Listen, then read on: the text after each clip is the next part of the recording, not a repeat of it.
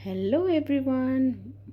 म आज चिकन बनाउन लाग्दैछु। चिकन ग्रेभी त्यसको लागि मैले सामान रेडी गरिसकेँ। 3वटा प्याज चपिङ गरेर राखेँ, 2टा हरियो खुर्सानी एन्ड 2टा टमाटर चपिङ गरेर राखेँ। गरम मसला रेडी गरिसकेँ एन्ड अदुवा लसुन पनि मैले पिनेर राखेँ। हाफ केजी मैले चिकन क्लिन गरेर राखेँ। म तेल हालिसकेको छु। हालेँ मैले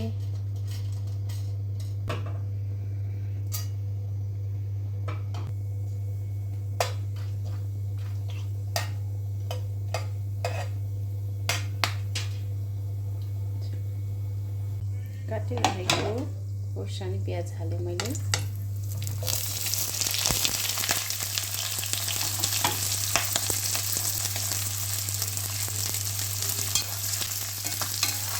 अब यसलाई एकछिन पकाउँछु। यसलाई हल्का रातो पकाएर हाम्रो प्याज ब्राउन भइसकेको छ।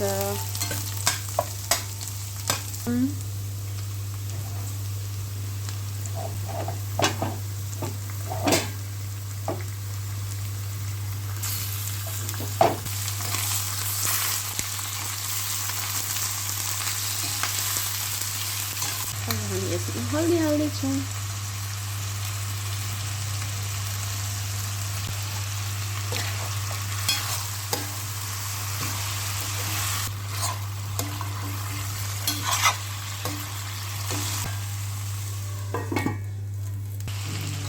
कुटेर राखेको अदुवा लसुन हामीले हालेँ।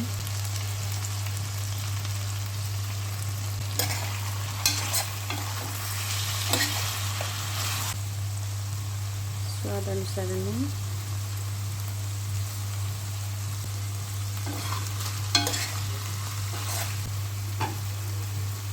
एकछिन छोपेर पकाउँछौँ।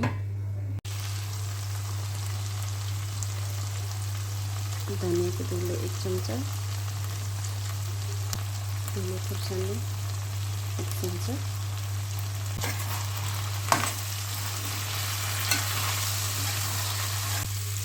अब हामी यसमा काटेर राखेको टमाटर हाल्छौँ किनभने हामी ग्रेभी बनाउँदैछौँ चिकनलाई।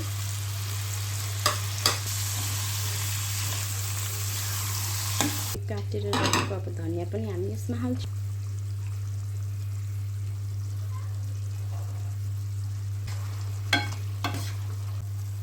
अब यसलाई हामी एकछिन छोपेर रेडी भइसक्यो।